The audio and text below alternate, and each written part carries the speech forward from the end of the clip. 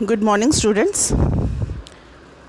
Today we will start chapter 9, globalization.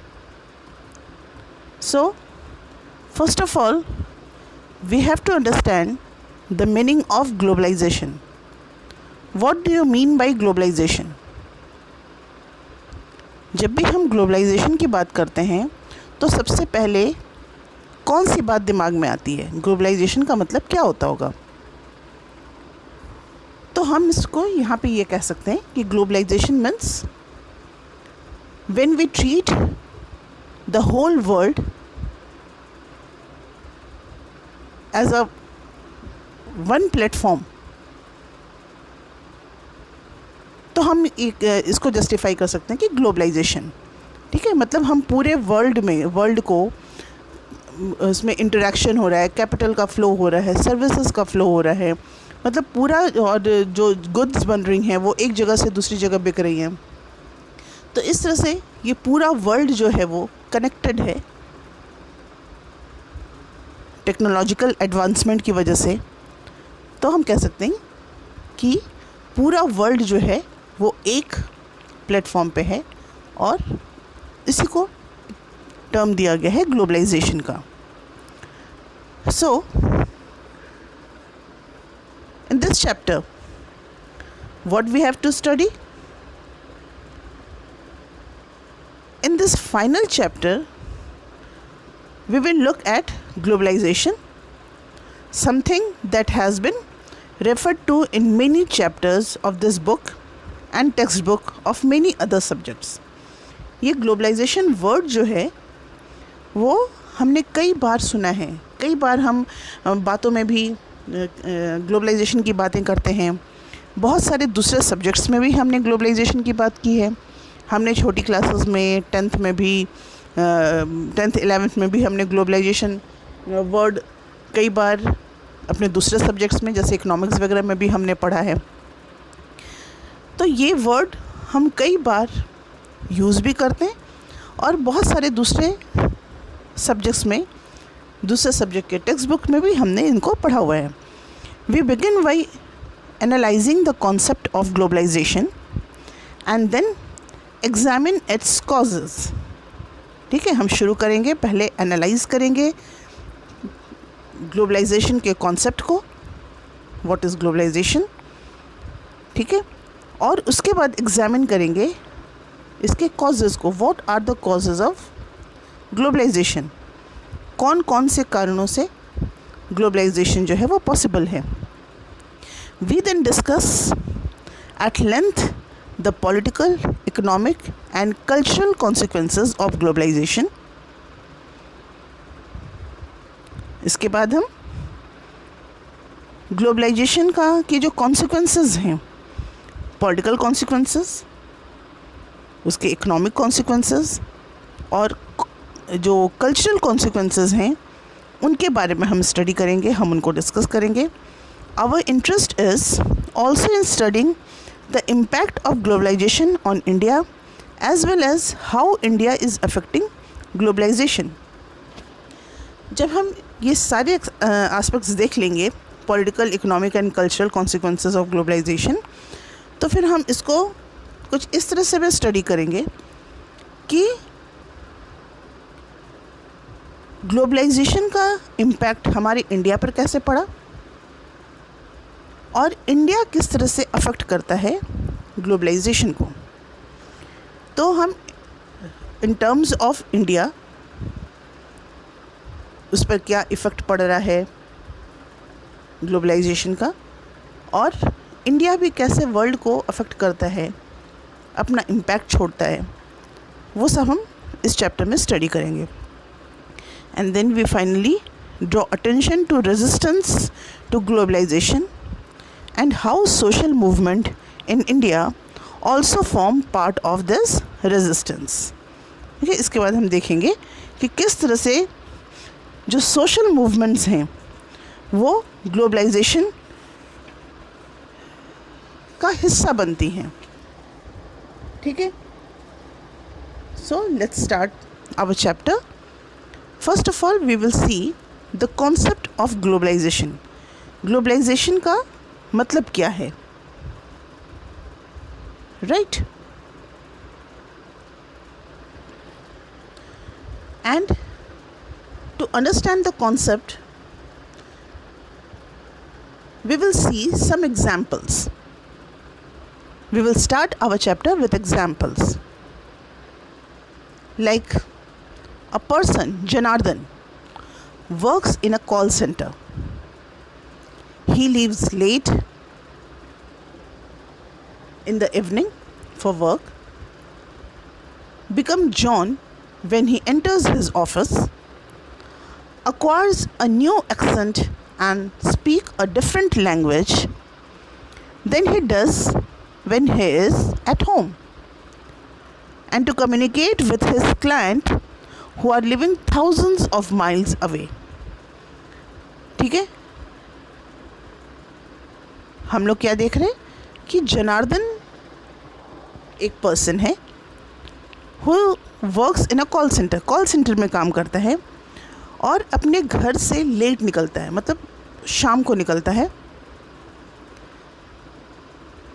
जब वो अपने ऑफिस में पहुंचता है तो वहाँ जनार्दन जॉन बन जाता है, मीन्स जॉन के नाम से वो काम कर रहा है और वो अब दूसरी लैंग्वेज बोल रहा है। उसका एक्सेंट भी चेंज हो जाता है।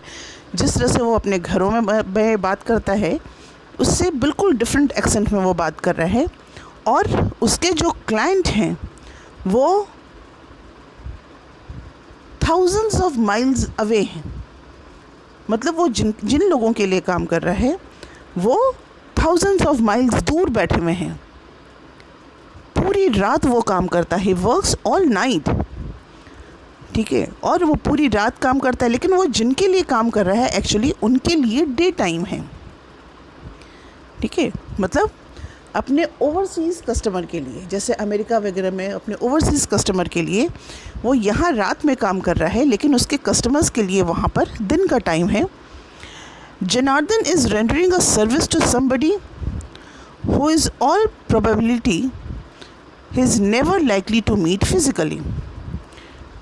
और जनार्दन जिन लोगों के लिए काम कर रहा है शायद उनसे वो फिज़िकली कभी ना मिले।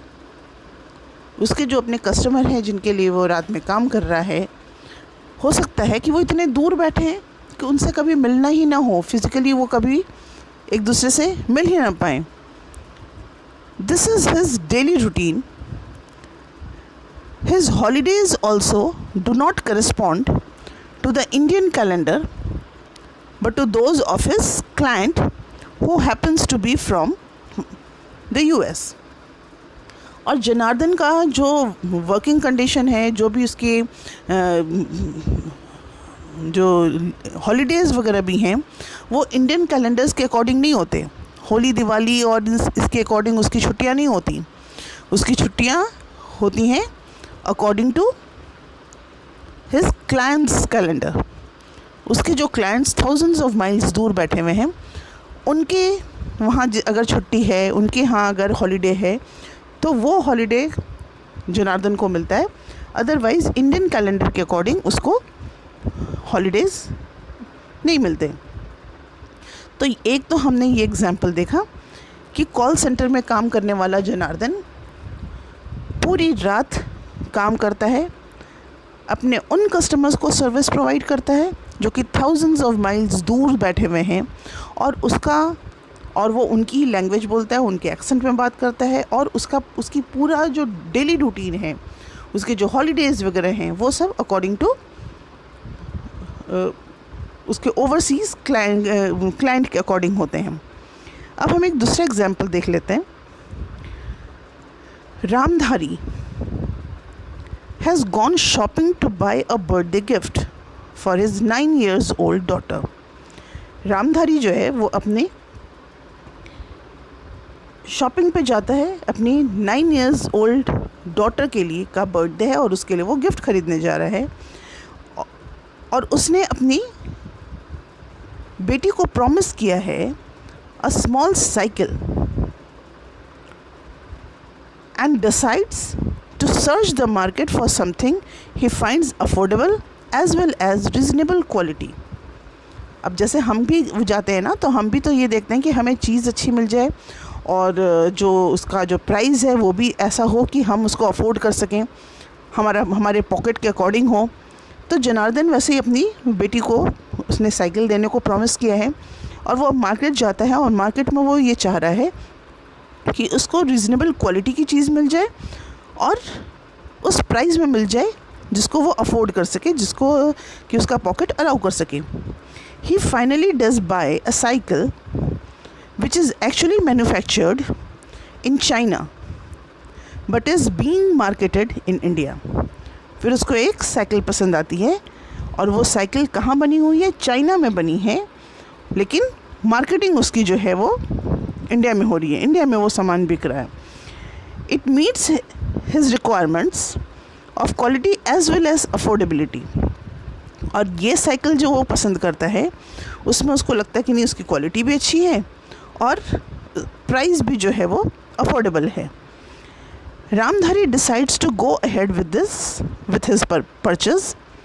Last year, Ramdhari, on his daughter's insistence, had bought her a Barbie doll, which was originally manufactured in the US but was being sold in India. ठीक है, रामधारी ने अब की बार अपनी 9 years old डॉटर के लिए साइकिल ख़रीदा और लास्ट ईयर मतलब जब उसका 8th बर्थडे था तो रामधारी ने ऐसे ही एक उसके लिए बारबी डॉल ख़रीदा था जो कि मैन्युफैक्चर्ड थी अमेरिका में और वो बिक रही थी इंडिया में। ठीक है, तो अब हमने जो दूसरा एग्जाम्पल देखा, फर्स्ट एग्जाम्पल हमने देखा जिसमें कि एक पर्सन इंडिया का जो है वो दूर ओवरसीज़ में बैठे अपने क्लाइंट के लिए काम कर रहा है यहाँ से बैठे बैठे, और दूसरा हमने एग्जाम्पल देखा कि रामधारी अपनी डॉटर के लिए जो गिफ्ट ख़रीद रहा है वो चीज़ें बनी हैं दूसरी कंट्री में और बिक रही हैं हमारी कंट्री में। ठीक है, now one more example. Sarika is a first generation learner who has done remarkably well throughout her school and college life by working very hard. अब हम एक तीसरा एग्जाम्पल देख रहे हैं सारिका का, ठीक है, जिसने कि अपने स्कूल और कॉलेज में बहुत ही मतलब अपने थ्रो आउट काफ़ी अच्छी पढ़ाई उसने की, काफ़ी अच्छे मार्क्स रहे उसने बहुत हार्ड वर्क किया और वो अपने घर में फर्स्ट जनरेशन है जो इस तरह से पढ़ रही है और she now has an opportunity to take on a job and begin an independent career. और क्योंकि वो अपनी पढ़ाई में बहुत अच्छी रही है इसलिए अब उसको ये अपॉर्चुनिटी मिल रही है कि वो अपना एक इंडिपेंडेंट करियर ऑप्ट कर सकती है, जो कि उसकी फैमिली में कभी भी किसी वुमेन ने इसका सपना तक नहीं देखा था। मीन्स वो सारिका एक ऐसी फैमिली को बिलोंग करती है जहाँ पर कि उसकी पूरी फैमिली में वो फर्स्ट ऐसी लड़की है जो अपनी पढ़ाई लिखाई कर रही है और उसको ये अपॉर्चुनिटी मिल रही है कि वो अपना इंडिपेंडेंट करियर बनाए। और इसके पहले उसके घर की किसी भी लेडी ने कोई इस तरह का अपना इंडिपेंडेंट करियर बनाने को सपने में भी नहीं सोचा होगा। तो ऐसे में क्या होता है, some of her relatives are opposed. She finally decides to go ahead because of new opportunities that have been made available to her generation. लेकिन अब की बार वो ये सोचती है कि वो अपने उसको जो नई अपॉर्चुनिटी मिल रही है, उसके जनरेशन को जो अपॉर्चुनिटीज़ अवेलेबल हैं वो उनके साथ ही जाएगी। मीन्स वो अपना इंडिपेंडेंट करियर ऑप्ट करेगी। ठीक है, all three examples illustrate and aspects each of what we call globalization. तो हमने जो ये 3 एग्जाम्पल्स देखे, ये तीनों ही एग्जाम्पल्स जो हैं वो ग्लोबलाइजेशन के एस्पेक्ट्स को बताते हैं। फर्स्ट इंस्टेंस में हमने देखा कि Janardan was participating in the globalization of service. एक कंट्री से बैठ के दूसरी कंट्री को सर्विस प्रोवाइड कर रहा है, तो जनार्दन पार्टिसिपेट कर रहा है ग्लोबलाइजेशन ऑफ सर्विस में। रामधारी जो बर्थडे के लिए परचेस करता है, tell us something about the movement of commodities from one part of the world to another. Second example में हमने देखा कि उसमें जो गुड्स हैं उनके मूवमेंट के बारे में, जो कमोडिटीज़ हैं, जो गुड्स हैं, जो वर्ल्ड के एक पार्ट में बन रही हैं दूसरे पार्ट में बिक रही हैं, तो हमने उनके बारे में देखा। और Sarika is faced with a conflict of values partly originating from a new opportunity that earlier was not available to the woman in her family, but today is part of a reality that has gained wider acceptability. और third example में हमने देखा कि सारिका जो है वो एक ऐसे वैल्यूज़ के कॉन्फ्लिक्ट को फेस कर रही है जिसमें कि उसके जनरेशन को जो अपॉर्चुनिटी मिली है वो इसके पहले उसकी फैमिली के लोगों को उस तरह की कोई अपॉर्चुनिटी नहीं मिली थी, लेकिन अब उसको जो अपॉर्चुनिटी मिल रही है वो वर्ल्ड वाइड एक्सेप्टेबल है और इसलिए वो उस अपॉर्चुनिटी के साथ जाना चाहती है। If we look for examples of the use of term globalization in real life, we will realize that it is used in various contexts.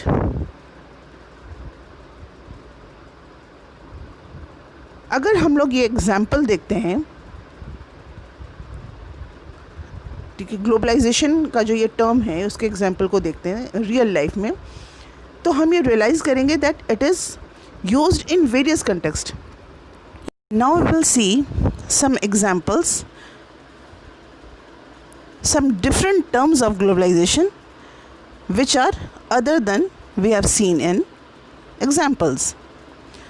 कुछ दूसरे कंटेक्स्ट में भी हम ग्लोबलाइजेशन टर्म को देखेंगे जो कि हमारे डे टू डे लाइफ में यूज़ होता है. First is some farmers committed suicide because their crops failed.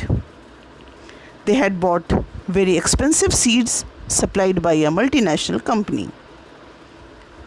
ठीक है, तो हम एक जो अभी जो एग्जांपल्स हमने देखा, अब हम उससे थोड़े से डिफरेंट एस्पेक्ट्स में कुछ एग्जांपल्स देखने जा रहे हैं जहाँ पर कि ग्लोबलाइजेशन टर्म जो है वो यूज़ होता है. अब कुछ फार्मर्स जो हैं जिन्होंने सुसाइड अटेम्प्ट कर लिया, सुसाइड कमिट किया क्योंकि उनके जो क्रॉप्स हैं वो फेल हो गए, अच्छी फसल नहीं हुई.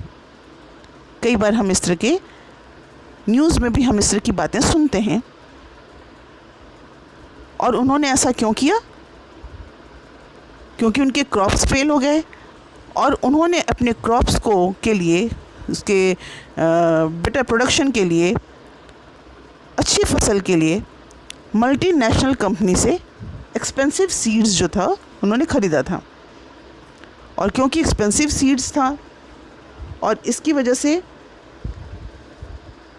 लोन लिया था उन्होंने, और क्रॉप अगर अच्छी नहीं हुई तो लोन का रीपेमेंट कैसे होगा, इस वजह से उन्होंने सुसाइड कर लिया. तो ये तो हुआ आपका एक एग्जाम्पल. अब हम दूसरा एग्जाम्पल देखते हैं कि an Indian company bought a major rival company based in Europe despite protest by some of the current owners.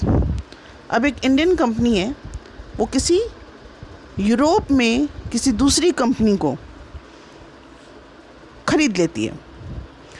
उसके जो करंट ओनर्स हैं वो प्रोटेस्ट भी कर रहे हैं, लेकिन उसके बाद भी इंडियन कंपनी जो है वो किसी दूसरी यूरोप की किसी कंपनी को वो ख़रीद लेती है, उसके राइट्स ख़रीद लेती है.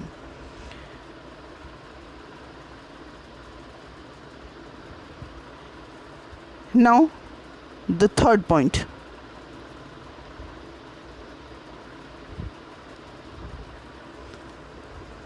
Many retail shopkeepers fear that they would lose their livelihoods if some major international companies open retail chain in the country. कई बार हमने इस तरह की भी न्यूज़ देखा है कि जो शॉपकीपर्स हैं वो इस डर में होते हैं कि उनके जो लिवलीहुड्स हैं वो ख़तरे में हैं, उन पर थ्रेट होता है। अगर किसी इंटरनेशनल कंपनी को वो अपॉर्चुनिटी मिलती है, अगर वो कोई मल्टीनेशनल कंपनी अपना रिटेल चेन अगर कंट्री में खोलती है, तो जो हमारे यहाँ के जो शॉपकीपर्स हैं उनको इस बात का रहता है कि उनकी लिवलीहुड पर असर पड़ने वाला है, उनकी हो सकता है कि बिक्री जो है वो कम हो जाए। तो ये भी एक उदाहरण है हमारे ग्लोबलाइजेशन का। यहाँ भी ग्लोबलाइजेशन टर्म यूज़ होता है। इसके बाद a film producer in Mumbai was accused of lifting the story of his film from another film made in Hollywood. कई बार हम इस तरह के भी एग्जांपल्स देखते हैं जहाँ पर कई बार हमें न्यूज़ में भी सुनने को मिलता है कि कोई बॉलीवुड की जो कोई मूवी है जो कि कॉपी होती है हॉलीवुड की मूवी से कोई इनकी कॉपी किया हुआ होता है, चाहे कोई म्यूज़िक डायरेक्टर है जिसने कि हॉलीवुड के सॉन्ग्स को या उसके म्यूज़िक को उसने कॉपी किया है। तो कई बार ये भी सुनने में आता है कि ये जो मूवी या सॉन्ग जो है वो हॉलीवुड से कॉपी किया हुआ है। तो इसमें भी कहीं ना कहीं ग्लोबलाइजेशन जो टर्म है वो यूज़ होता है। नेक्स्ट एग्जाम्पल है कि a militant group issued a statement threatening college girls who wear western clothes. कई बार हमने न्यूज़ में भी इस तरह का देखा कि जो मिलिटेंट ग्रुप्स हैं जैश ए मोहम्मद और पता नहीं कौन कौन से, जो कि इस तरह के स्टेटमेंट यूज़ देते हैं कि अगर कॉलेज गोइंग गर्ल्स जो हैं वो अगर बुर्का नहीं पहनती हैं या वेस्टर्न क्लोथ्स पहनती हैं तो उनको वो धमकियां देते हैं। तो किसी दूसरी कंट्री में बैठा हुआ कोई ग्रुप किसी दूसरी कंट्री के लोगों को कंट्रोल करने की कोशिश करता है, थ्रेट करने की कोशिश करता है। तो ये भी कहीं ना कहीं एक मैटर है ग्लोबलाइजेशन का। These examples show us that globalization needs not always be positive. तो इसके पहले तक तो जो हमने देखा था, जो 3 मेन जो शुरू के एग्जाम्पल देखे थे, तो वो तो कम से करीब पॉजिटिव वो थे। लेकिन हम अब क्या देख रहे हैं इनके साथ ही साथ कि जो ग्लोबलाइजेशन के एग्जाम्पल्स हैं वो ज़रूरी नहीं कि हर बार पॉजिटिव हों। It can have negative consequences for the people. लोगों के लिए इसके नेगेटिव कॉन्सिक्वेंसेस भी हो सकते हैं। और कई बार तो बहुत सारे ऐसे लोग who believe that globalization has more negative consequences than positive. और कई बार तो लोगों का ये भी मानना होता है कि ग्लोबलाइजेशन का जो कॉन्सिक्वेंस है वो नेगेटिव ज़्यादा है, पॉजिटिव कम है। ठीक है। These examples also show us that globalization need not be only about the economic issues, nor is the direction of influence always from rich to poor countries.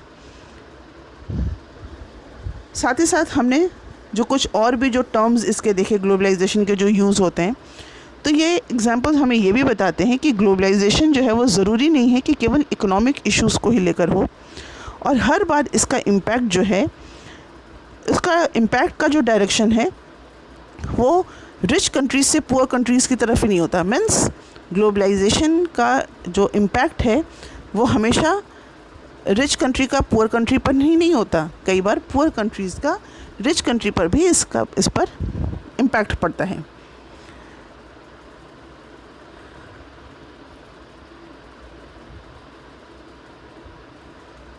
Since much of the users tends to be imprecise, it becomes important to clarify what we mean by globalization. ठीक है, तो अब हमें ये भी जानना ज़रूरी है, ये क्लियर करना ज़रूरी है कि ग्लोबलाइजेशन का रियल मीनिंग क्या है। Globalisation as a concept fundamentally deals with flow. अब यहाँ पर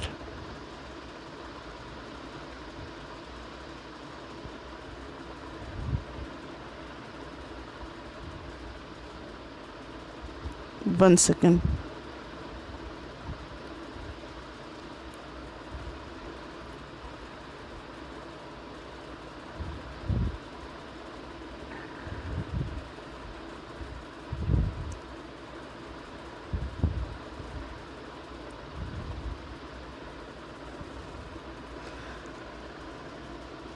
Globalization as a concept fundamentally deals with flow. ठीक है, ग्लोबलाइजेशन जो है एक कॉन्सेप्ट में के रूप में ये डील करता है फ्लो से. ठीक है,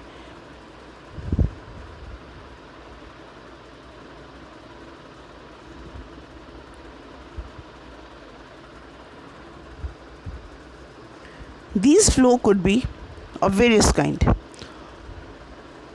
और क्योंकि ग्लोबलाइजेशन का जो कॉन्सेप्ट है वो फ्लो से डील करता है, तो ये जो फ्लो है वो कई तरह की चीज़ों का फ्लो हो सकता है. आइडियाज़ का हो सकता है, ideas moving from one part of the world to another. World के एक पार्ट से दूसरे पार्ट में जो उसका आइडियाज़ का मूवमेंट होता है. कैपिटल शंटेड बिटवीन टू और मोर प्लेसेस. कैपिटल का मूवमेंट हो सकता है. भाई यहाँ से अगर जैसे अगर ट्रेड ही हो रहा है दो कंट्रीज़ के बीच में, तो यहाँ रुपीज़ से पेमेंट हो रहा है, वहाँ पर डॉलर में उसका पेमेंट लिया जा रहा है. तो इस तरह से कई बार कैपिटल का भी मूवमेंट होता है. Commodities being traded across border. जो कमोडिटीज़ हैं कई बार वो एक जगह पर बनती हैं, दूसरी जगह पर दूसरी कंट्री में उनका ट्रेड हो रहा होता है. And people moving in search of better livelihood to different part of the world. और कई बार तो बेटर लिवलीहुड के लिए लोगों का मूवमेंट भी, पीपल का मूवमेंट भी एक वर्ल्ड के एक पार्ट से दूसरे पार्ट में होता है. The crucial element is the world wide interconnectedness that is created and sustained as a consequence of this constant flow. और जो ये क्रूशियल एलिमेंट है वर्ल्ड वाइड इंटरकनेक्टेडनेस का, एक जो एलिमेंट जिसके थ्रू पूरा का पूरा वर्ल्ड जो है वो एक दूसरे से जुड़ा हुआ है, वो कहीं ना कहीं ये जो डिफरेंट तरीके के फ्लोज़ हैं उनकी वजह से ही ये डिफरेंट कंट्रीज़ के बीच में इंटरकनेक्टेडनेस बना हुआ है.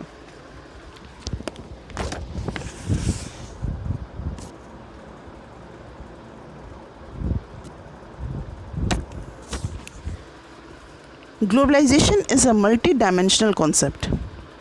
अब यहाँ पर मेन चीज़ ये देखना है कि ग्लोबलाइजेशन जो है वो मल्टी डायमेंशनल कॉन्सेप्ट है.